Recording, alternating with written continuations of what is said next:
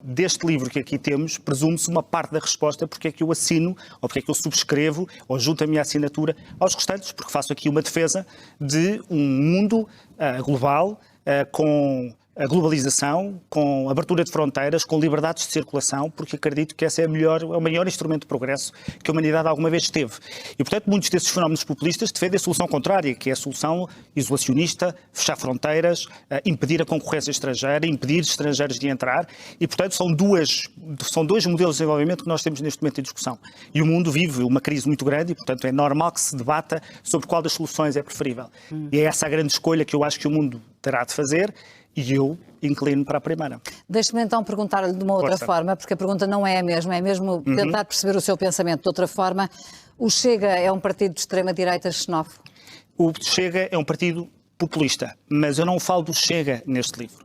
O que eu falo neste livro é aquilo que eu acho que é de facto relevante. Quando alguém que está na vida política decide gastar 6 meses do seu tempo a escrever a sua visão sobre como é que o mundo pode resolver a sua maior crise, é que, perante este livro, estejamos a falar do Chega. É um partido populista com o qual eu não me identifico. Acho que era muito mais relevante estarmos a dizer às novas gerações, que viveram quase sempre em crise, que como é que vamos resolver os seus problemas de desigualdade, de salários, de emprego, de habitação. Eu sei que isso é uma conversa que nos ficaríamos aqui a noite toda e eventualmente mais algumas para me explicar exatamente qual é a sua ideia e quais são as soluções. Mas consegue abreviá-las de forma a fazer passar essa mensagem e, no fundo, também convidar as pessoas a ler o seu livro, porque é isso que pretende. Consigo, há 3 mensagens-chave que eu procuro passar no livro. O primeiro é que a globalização foi o maior instrumento de progresso que a humanidade alguma vez conheceu. Para ter uma ideia, em 1980, quase 40% da população mundial estava abaixo do limiar de pobreza, hoje são menos de 10%.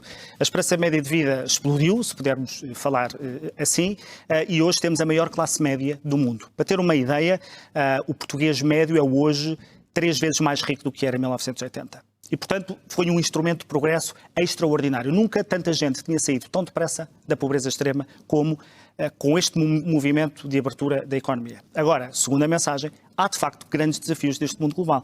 Desigualdade, desemprego, salários, habitação, fiscalidade empresarial.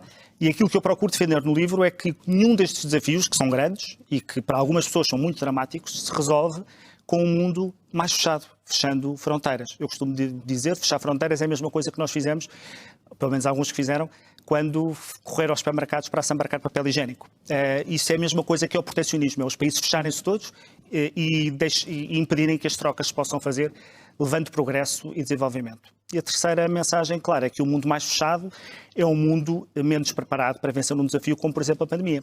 Talvez um bom exemplo seja esta notícia da vacina que poderá estar aí. A vacina é uma cooperação entre uma empresa americana e uma empresa alemã fundada por imigrantes. Ou seja, globalização. De pessoas de várias nacionalidades, com máquinas de várias nacionalidades, que se juntam para chegar a uma solução que é comum.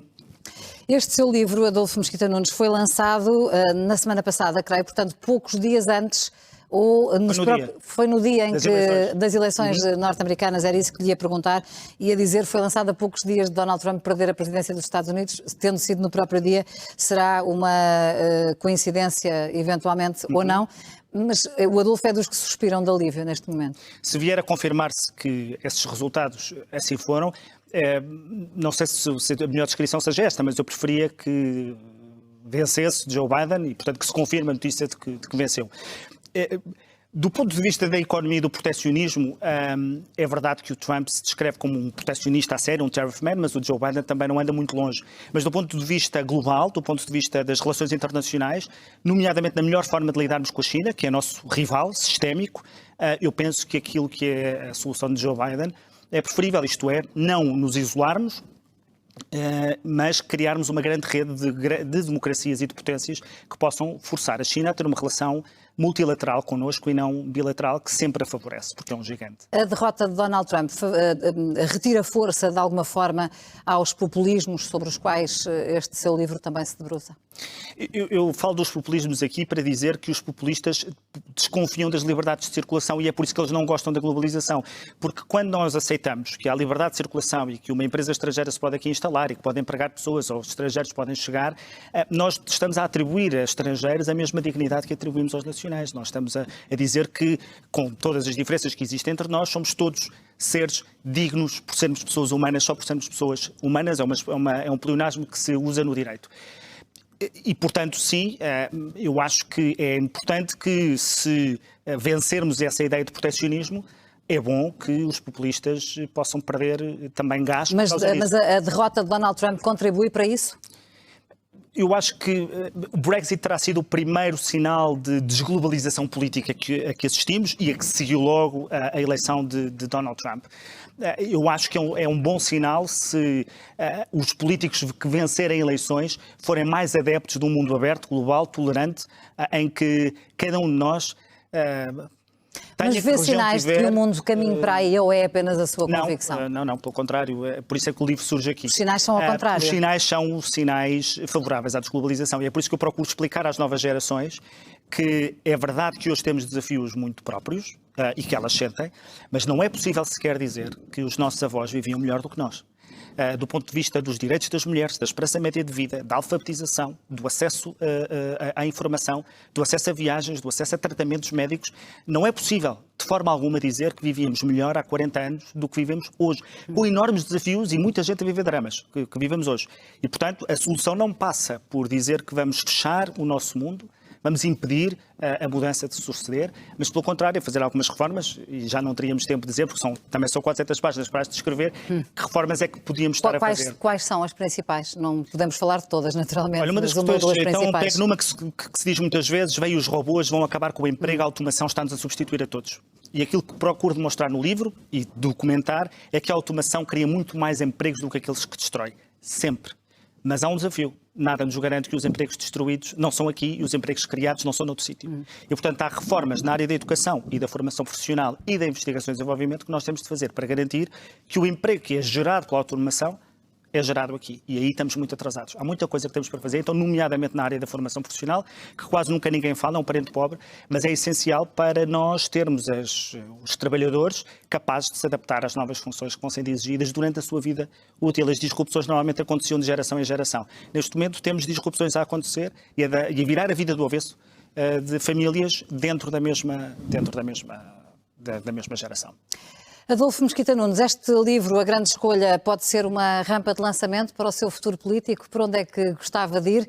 E perguntar-lhe, sei que não me vai responder que sim, mas se de alguma forma tem nos seus horizontes, por exemplo, a ideia de liderar o CDS. Se não exclui essa ideia, para não lhe pedir uma resposta de sim ou não. Como já são muitos anos a dar entrevistas, eu venho sempre com essas respostas preparadas, para não ser surpreendido. Desta vez não as preparei, porque estou tão embrenhado na tentativa de provar os meus pontos aqui, que nem sequer me preocupei com essas questões. Só mesmo para dizer isto. Uma pessoa vai aos escaparates e aquilo que vê é livros essencialmente a criticar. O capitalismo, a economia de mercado, a globalização falhou, e eu percebi-me que a batalha cultural, a guerra cultural à direita, nós estávamos a perdê-la. Se não criássemos pensamento capaz de mostrar às novas gerações que as nossas soluções são melhores. E por isso este é provavelmente um dos maiores gestos políticos da minha vida, e não é partidário. É tentar suprir essa guerra cultural e fazer esta defesa apaixonada do mundo aberto e, sobretudo, tolerante. Obrigada, Adolfo Mesquita Nunes, por ter estado connosco na noite 24, nesta noite de terça-feira. Obrigada.